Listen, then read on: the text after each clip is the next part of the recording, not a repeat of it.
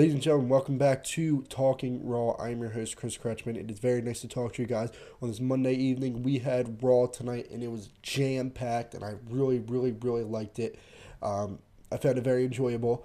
But before we get into the review, I just want to remind you guys, please do hit that subscribe button. It would mean the world to me. It really would. So Raw, wow, that just happened. We had a jam-packed Raw tonight. I really enjoyed Raw. And, you know, last week I said, I didn't really enjoy Raw. I like the Samoa Joe, Brock Lesnar stuff. Other than that, lackluster show. But here, completely different. I really enjoyed Raw tonight. So, we're going to get into it right here. Roman Reigns starts the show to tell us his SummerSlam plans. That nobody can beat him. Says that he main evented his third WrestleMania this year. Says that he is the number one contender for the Universal title because this is his yard. Samoa Joe then comes out and says that it seems like Roman forgot his name. Says that his name isn't on the list of people he has beaten because he has never beaten him. That's a fact, by the way. He then says that he is the true number one contender and that he's the next Universal Champion. Roman says that Paul Heyman was right about him and that he'll never be Samoa Joe to him. Joe beats down Roman, then goes for the coquina clutch. Roman blocks it, then Superman punches Joe, and Joe flees the ring. This was a really good segment. This really was. Roman has so much potential as a heel, and obviously he showed it here. He was a heat magnet out there. He was a heat magnet out there. I like the dynamic between Joe and Roman. This could be a feud for the Universal title very soon, in the near future, by the way. So if that's where they intend to go, I am all in. Especially, you look at what they did later on in the night, and their match was fantastic. I'm thinking that they're going to make a storyline with Joe being an outsider to all the Samoans, because if you don't know already, Samoa Joe isn't a part of the two big Samoan families, that being the Anoas and the Fatus. He's not a part of either family.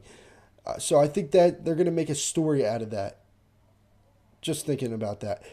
Joe should have come out of this segment looking stronger than he did. This shows where WWE's priorities are in terms of who they want to make look strong and who they don't. And that person who they want to make look strong is Roman Reigns all the time. I don't understand.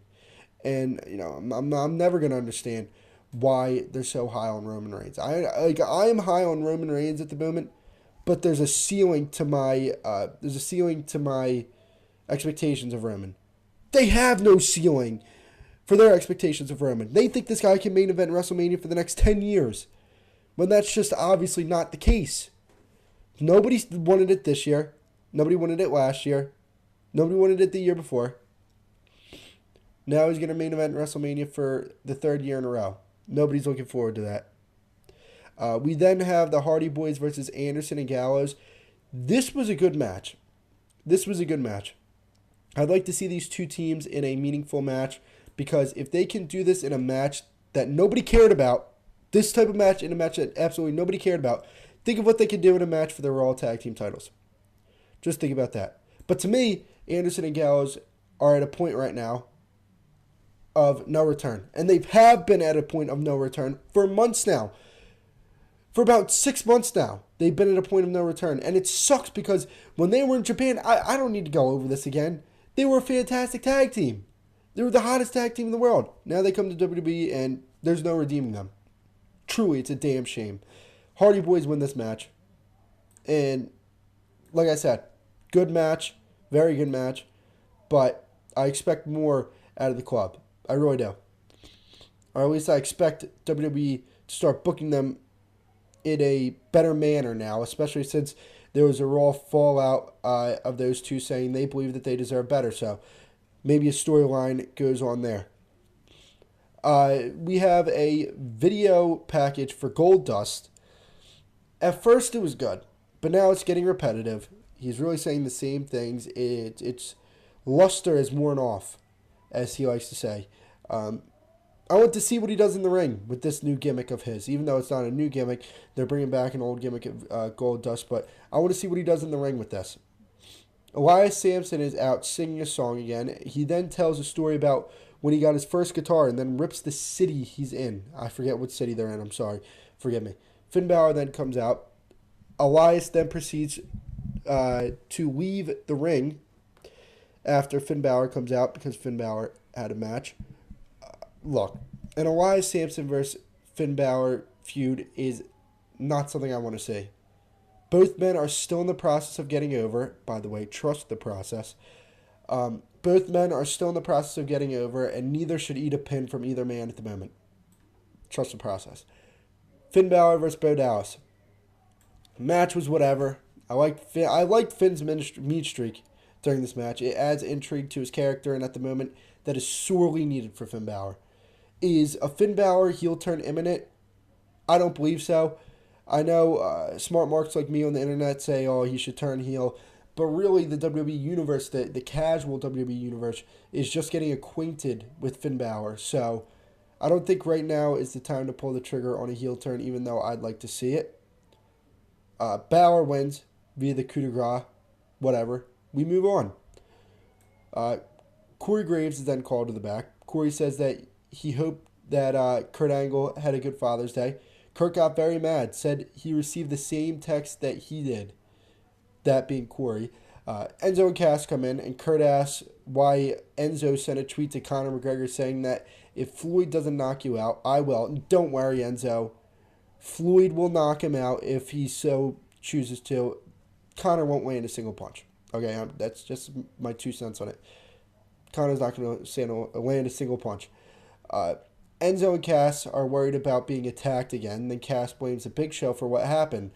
By the way, I know what happens later on. This segment, it wasn't really good.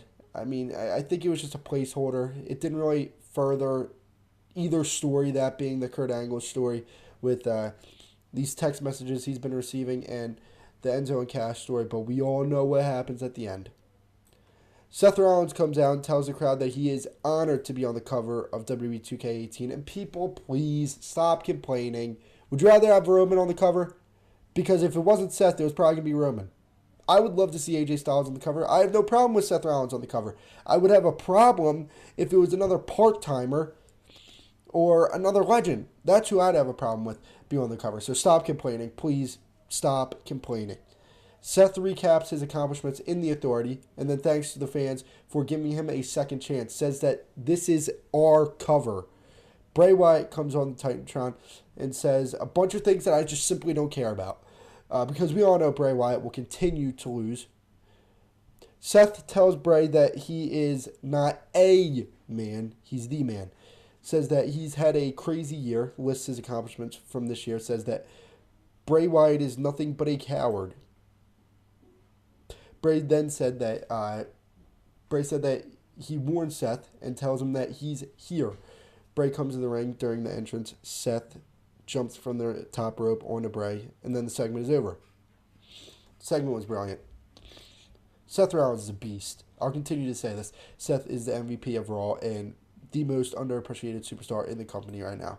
I know his babyface turn has been very, very up and down, but right now it's on a very high upward swing. So that's really it for that segment. Finn Balor is being interviewed backstage, and while he's being interviewed, Elias Sampson attacks Balor. One thing I hate about this interview is the fact that Balor called Roman the big dog. And it was so cringe because you could tell it was being fed to him from the back to call him that. Hey, call him the big dog. Call him the big dog. We need you to call him the big dog. I don't want to see this feud, by the way. I already said it. I don't want to see it. I don't think it benefits either man. I really don't. And plus, Finn Balor should be on a whole nother level than Elias Sampson. Elias Sampson is mid to higher mid-card. Finn Balor is main event level. He should be working with other main event level guys, and the only exception to that rule is if he's going up against the Miz for the IC Championship. Akira Tozawa versus TJP. This match is the exact reason why the Cruiserweights aren't over. The Cruiserweights are supposed to wrestle a different style, but they're wrestling the same as everybody else on the roster. And how are they going to stand out if you're trying to have them blend in. I don't understand it. Why make them wrestle a WWE style when Seth Rollins can do it better, Finn Balor can do it better, Samoa Joe can do it better, Roman Reigns can do it better, Bray Wyatt can do it better. The guys on the lower mid card can do it better. They stand out because they wrestle a certain way, and if you're not going to let them do that, then um, then they're not going to get over. And I mean, I'm not saying any lies. I mean, they haven't gotten over. This is a fact. I enjoyed the interaction between Neville and Titus, by the way. I really enjoyed the role Titus has been playing as of late. Tozawa wins, if you really care. Curtis Axel is in the back trying to cheer up Bo Dallas, and The Miz comes in and berates Bo Dallas and Curtis Axel. I thought the catering joke was funny, by the way. Miz says to Curtis Axel that he's going to continue being the IC champion while Curtis Axel is going to continue fighting the guys in catering. I wonder how the entourage angle will work. We're going to talk about it later on. I didn't enjoy the first little taste that we saw of the entourage angle, but I guess that's going to be something that they go with going forward. Samoa Joe is interviewed about Roman Reigns, and he cuts a fantastic promo on Roman Reigns leading into his match with Roman Reigns. I just said Roman Reigns a record amount of times, and it's not over yet. Samoa Joe versus Roman Reigns, a.k.a. the Samoan named Joe that we like versus the Samoan named Joe that we hate. Then I don't think I need to address both titles. I think we know what Joe we like and what Joe we don't. I'm just poking fun at you, Roman Reigns. Calm down. This was a very good match. Like I said, these two need to be in a feud with each other very, very soon. Hopefully for the Universal Championship. I really like how they're booking the Coquina Clutch. If I'm Vince, I have Joe beat Brock with the Coquina Clutch, and I book it in a way where no one can break out of it. And then Roman is finally the one that does. I don't like the idea of Roman main eventing WrestleMania yet again, but if they're going to do it, I just came up with a very solid booking decision for that. They booked this match pretty well, I have to say. Joe needs to put together a string of clean wins now. I'll say that. Roman can take a pin. If he takes a pin, he will be fine. He will, like, literally, Roman Reigns is probably immune to pins. He could take pins for a year, come back, and he'd be fine. I don't need to go over his accomplishment again, but I'm going to go over it. He beat Brock, he main evented WrestleMania 31 against Brock Lesnar. He beat Triple H in the main event. He beat Undertaker in the main event. If you pinned Triple H and The Undertaker to retire The Undertaker, you're immune from pins. So, it would be okay if Roman Reigns took a clean pin here and there. He's going to be fine. Joe wins this match via the Coquina Clutch after Braun Strowman was on the Titantron coming out of an ambulance. It is very refreshing to see Braun back on Raw. He was missed. Now, with that being said, I don't want to see Braun versus Brock. I know everybody wants to see it. I don't want to see Braun versus Brock at SummerSlam. They need to continue this Brock and Joe feud throughout the summer. They really need to. Because I'm telling you this, ratings are probably through the roof since that feud has begun. I haven't seen the ratings, but they're probably through the roof. I like the ambulance match stipulation for Roman Reigns versus Braun Strowman, but I hope that this leads to a Roman versus Braun Hell in a Cell match at SummerSlam. That, my friend, would be epic. We then have The Miz. We have Miz TV with Maurice. Seriously, I have to say, another Miz TV with two bears this time, because one wasn't cringe enough. This is not what got The Miz over. His love for Maurice did not get him over. Him savagely burning everybody on the roster got him over on SmackDown Live. And this shows you that they have completely abandoned that. And my lord, how would you make an IC champion look worse week by week by week by week by week? I understand that The Miz was a man standing tall at the end of this, but still, this did not make him look good in the slightest. I'm hoping that this association with The Miz, that being with Bo Dallas and Curtis Axel, can actually get them over, because both of them are fantastic in the ring. Oh, by the way, this segment sucked. This segment was horrific. We then go on to Sheamus and Cesaro versus the Titus brand. Good match for as long as it lasted. I can get behind this Titus brand tag team. I really can. I enjoyed the work between Apollo and Titus. Sheamus and Cesaro end up winning, by the way. We then get a video package for Brock versus Joe. This was epic. Okay, this was epic. I love the way both men disrespected the hell out of each other. I'm really hoping Joe wins the Universal Championship. That would make the most sense, at least for me, at Great Balls of Fire. We then have Sasha Banks versus Nia Jax with Alexa Bliss at commentary. You know, I'll say this. This segment was pretty good. Nia Jax wins by DQ in under a minute after Emma kicks her accidentally. Bayley comes out after the heels were beating down Sasha, Mickey, and Dana Brooke. And I have to say, this is a good sign. They haven't given up on Bayley just yet. Now, book her like this going forward, and she'll start to get over again. Again, like she was ever over on the main roster to begin with. Kurt Angle comes out to crack the case, quote unquote, on who has been beating up Enzo and Cass. Enzo and Cass come out, and then Kurt brings out the suspects. The Revival come out, followed by the Big Show. Big Show gets offended that Kurt would accuse him of this, and then he leaves the ring. The Revival are then proven innocent. They leave the ring. Corey Graves then gets the mic and accuses Cass for this beatdown, and then they bring up security footage of Big Cass staging a beatdown. Big Cass then admits to beating down Enzo and cuts a fantastic promo on Enzo. This segment was brilliant. It truly was. The emotion exerted by both Enzo and Cass was perfect. I have to say this. What a way to make Big Cass look like a huge star.